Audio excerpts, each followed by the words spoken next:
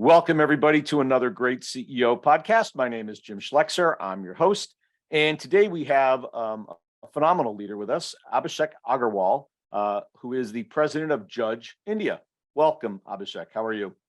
I'm very good, Jim. Thank you. Thanks for having me on this forum. Love it. Maybe we could just start off with, if you could give us what your business does and a little bit about yourself in a couple of paragraphs, that'd be awesome. Sure. So, Judge Group is basically a 53 years old company. We are primarily one of the largest IT staffing companies in US.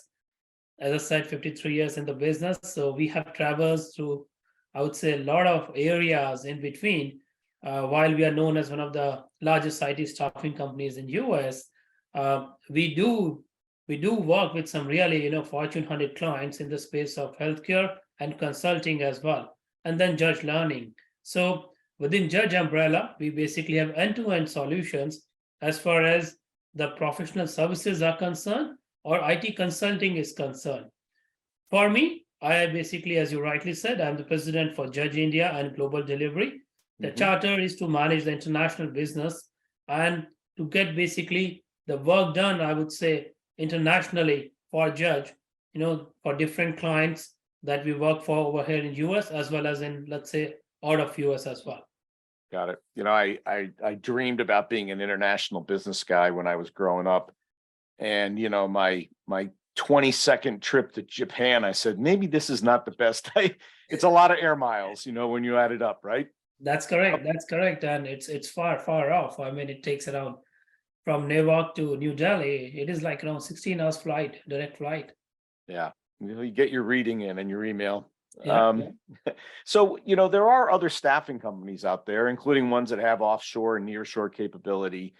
Why would somebody pick your particular organization? It feels like a very densely populated space, so why your firm?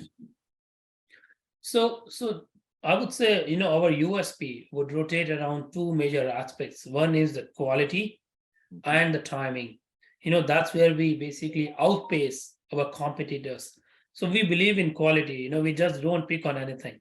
If it doesn't make sense for the client and for us, we would rather say no to that business. And at the same time, the responsiveness with the high quality is something every client would look for, which actually is not the run-of-the-mill situation for most of the staffing companies. Either they would compromise on the quality or the timing. And that's where we are very, very different in our own space. Got it. Interesting. So in terms of revenue, is this more, what I'm looking for is what proportion of it is recurring revenue, like year over year, contractually obliged, as opposed to project work, which a lot of these are. So what's the ratio of sort of project work to recurring revenue? So I would say 70-30. Our clients, they love us. Judge works for, out of Fortune 100 clients, we work for actually 62 of them in some capacity. So not many of the companies in the world can basically boast about that. Yes. And I would, as I said, 70 would go for the recurring piece, wherein our clients, they just, keep us engaged in some sort of an activity, providing services for them. And 30 would be an on-bill revenue. So we grow both ways. We acquire new clients and we grow our current clients as well. And that really complements our growth overall for the organization. Got it. And then, every system has a point of constraint that limits its capability to execute. In code, we debottleneck code all the time to improve performance or servers. What if there is one thing you could change about your business to make it a better business, maybe grow faster, make more money? What would be the one point of constraint you would open up? The one constraint aspect is basically, serving the clients with low margins.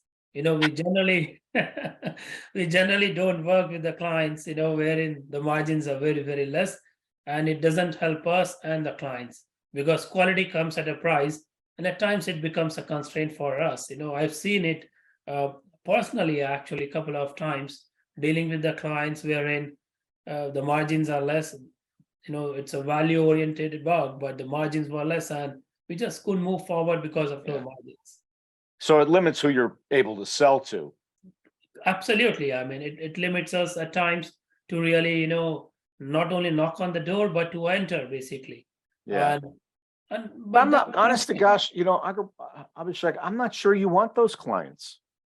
I mean, Let somebody else have the low margin business. It's all that's what, yours. that's what, Jim, you rightly said it. And I mean, at times it's a constraint, but we generally don't want those clients. Yeah. If it is really low margin client, and if it is not around IT or healthcare, we will not move ahead.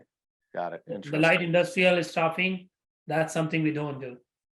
Interesting. So, moving over to yourself a little bit, how many hours a week do you work nowadays?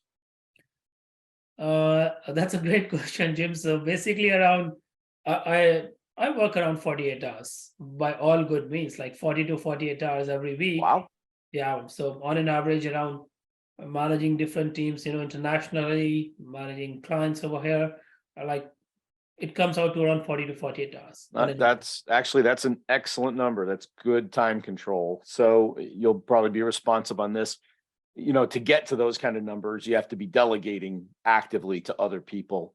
Can you Correct. name one major responsibility you delegated to someone else in the last 6 months? Hiring the right people. So basically, ramping up the team and ensuring that we are hiring the right people on the ground, especially I would say the middle management and senior management. Yeah. That's where the team is now helping me. Earlier, I was just too much involved, so that's been delegated and it's been working great for us. Awesome. Well, I like your focus on middle management. So many leaders ignore the middle management, Mhm. and yet as you begin to scale, That middle management makes it happen or not happen, period. absolutely, it's the middle management which basically makes you or destroys you. Yep, You rightly 100%. said it, Jim. Very, very key aspect in the entire scheme of things. Yeah, well done. And then what are one or two things that are central to your leadership style that you've learned over time and sort of would define your style?